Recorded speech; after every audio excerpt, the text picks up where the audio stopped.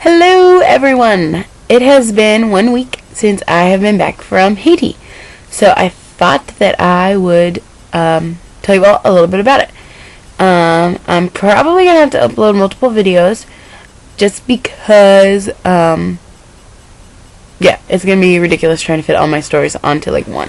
So I will start and I'll do like Friday through Monday and then Monday or Tuesday through the next Friday. I suppose that worked. Anyway, okay, so Friday we left, which was March the 12th, and we left St. Louis, and we flew to Miami, and then Saturday we left Miami for Haiti. But so what's interesting about our timing is that on Friday when we left, it had officially marked 2 months since the initial earthquake had happened, which was insane. So, Monday, oh my gosh, I'm losing my mind. Saturday, we left Miami for Haiti, and that was one of the coolest airplane flights of my entire life because we were all going over there specifically to help. Pretty much everyone on the plane was either going to help or was Haitians going back to their country. So it was a really exciting flight. And so we got there, and we had to hang out at the airport for like 4 hours while we had to wait for the other team that was going to Petit Guave with us, which is where we stayed, Petit Guave. There's another team that was going to be stationed there, so we had to wait for all of their team members to get their flights to Haiti and then go. So then we left Port-au-Prince at around 4-ish, and we got there at like 7:30. It was a 3.5 hour ride on this bus with horrible drivers and crazy rough terrain. Like at some points, the road had been damaged so bad we weren't even like driving on the road. At one point there was this huge roadblock of just rocks that had just fallen down this mountain, and they weren't even on the road. We weren't even driving on the road. Like the rocks covered the whole road. It's just crazy. So we get there on Saturday night, and they feed us dinner, which I'm not gonna lie, I kind of like the Haitian food, and I really kind of like rice. I'm not a picky eater anymore. Just kidding. And so we got there, they fed us, and then we went to bed.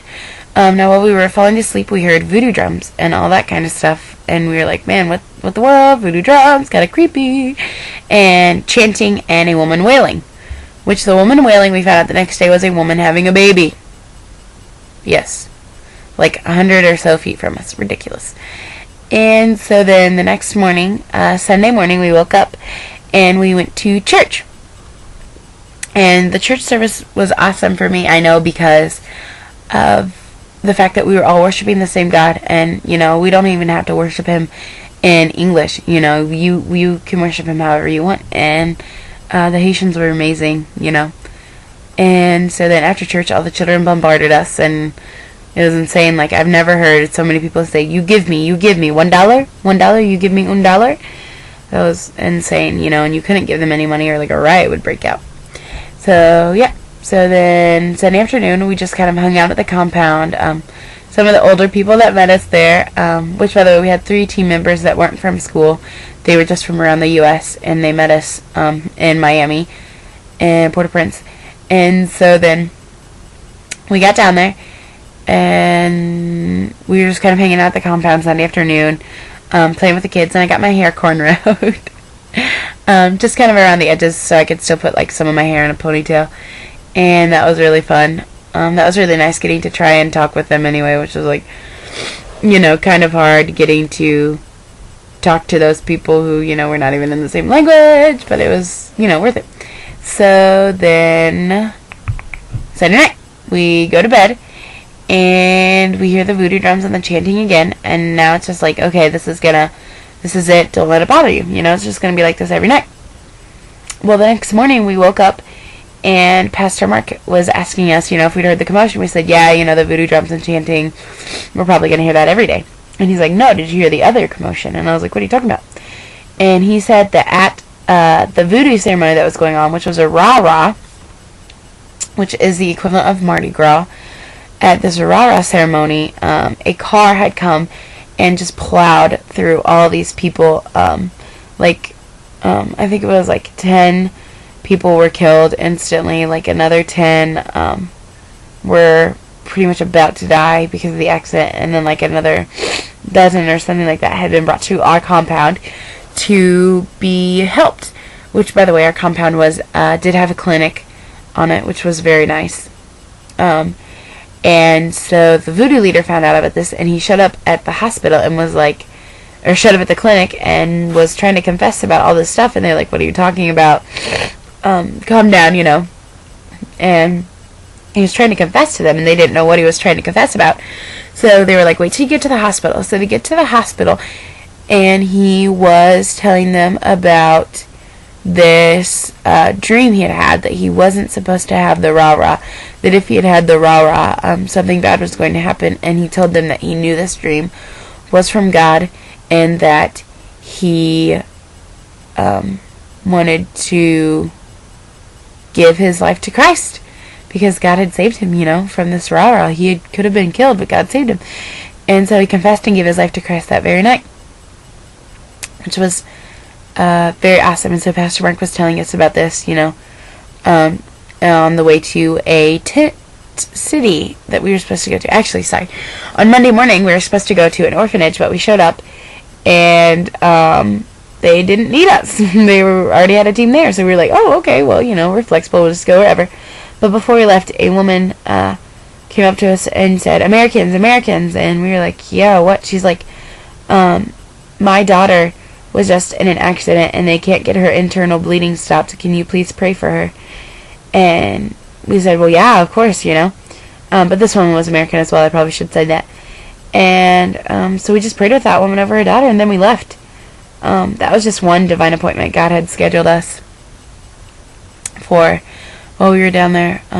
So that was really awesome. So then Monday we went to this tent city in Leogane after the orphanage. And it was a tent city on a soccer field that housed 5,000 people all living on one soccer field, which is insane.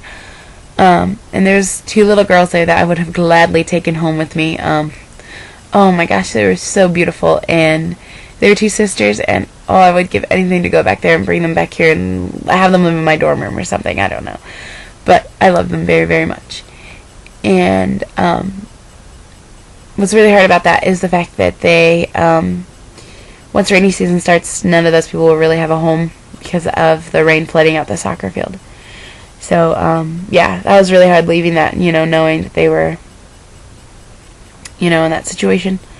But, yeah, so that was Monday, and then Monday we got back, and they actually, I should probably tell you this, they fed us dinner and breakfast every day. So all we had to do was have lunch on our own. So we had, you know, 2 extra meals a day that we weren't planning on having. So, that was really nice. So we had a bunch of food left over at the end of the week, but I will talk to you more about that when I get to the end of the week. Right now, I'm just going to show you the pictures and videos from Friday through Monday. Alright, bye!